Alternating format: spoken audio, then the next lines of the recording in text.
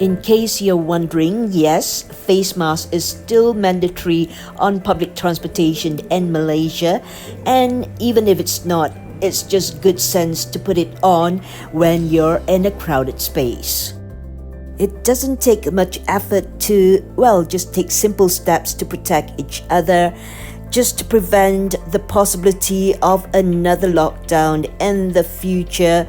I just dread that the borders being closed, no traveling, what a nightmare. Hey you, and welcome back to my YouTube channel. And that was a very quick train journey from KL Central to Ipoh. And guess what? Just towards the end of our train journey, I discovered quite belatedly that we were in the same carriage as the man who was the fourth and also the seventh Prime Minister of the country, Tun Dr. Mahathir Mohamad. We had forward-facing seats and I had my headphones on most of the time, very typical of me. And I also managed to have, quite a nice news along the way. So no clue whatsoever that we were sharing the same carriage with the ex-Prime Minister, the man himself.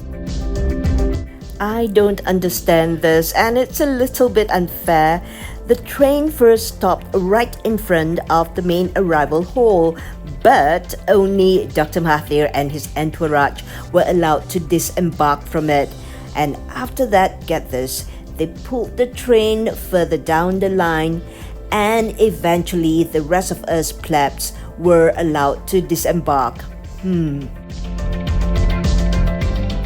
It's such a nice feeling to be back in Ipoh, especially arriving at this very charming railway station, which was designed by Arthur Benison Hubbard.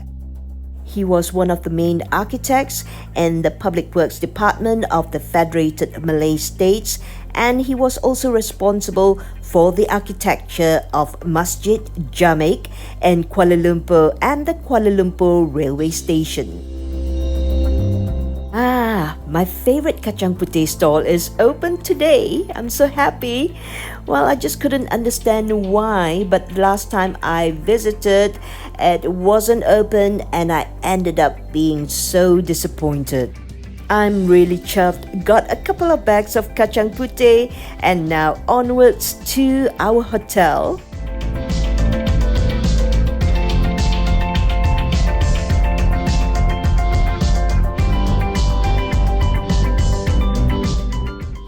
And we have arrived at the BAN LOONG Hotel in the middle of Old Town, and this is going to be our base for the next couple of nights.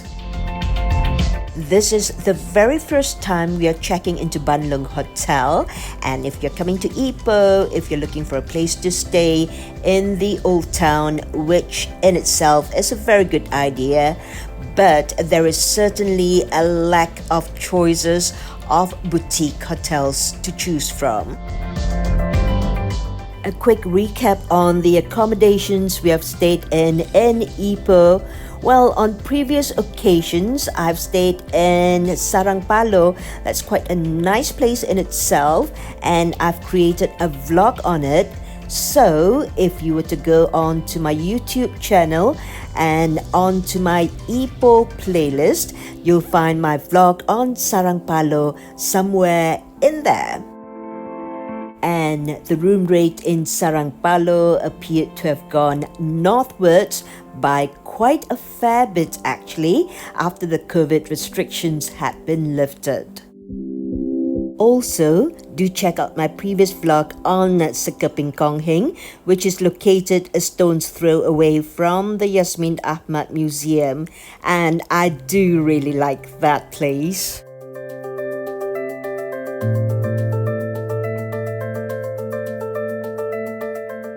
Jom, don't be shy, come on in and have a sneak peek at our room in Ban Loong Hotel.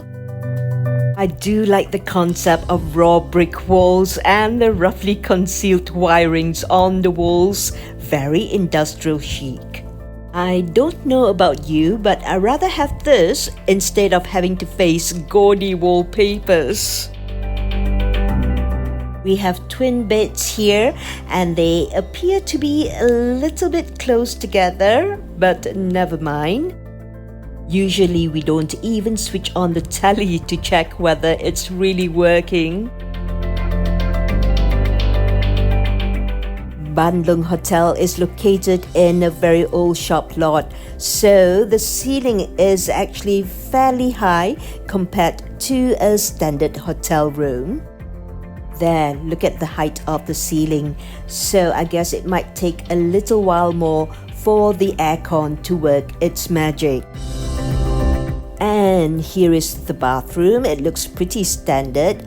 That's the shower cubicle. Oh, wait a minute, I've noticed something unusual here. It's kind of like an exposed shower cubicle. It's open to the elements from the top.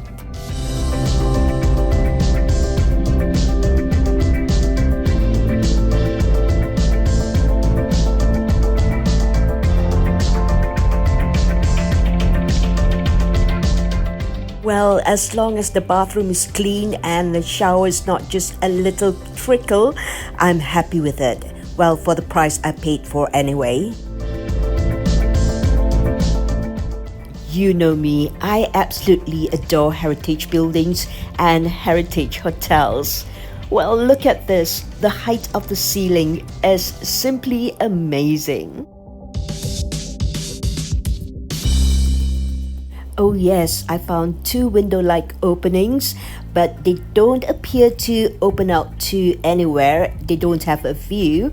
In fact, one of them actually looks out to a so-called central airwell of the building, and that's quite a quaint little feature of buildings built during the pre-independence time. That's a wrap up of my very short recce of Ban Loong Hotel in Ipoh. Do join me for my next makan sessions in Ipoh. In the meantime, be kind always, spread peace. Jumpa lagi. Bye-bye.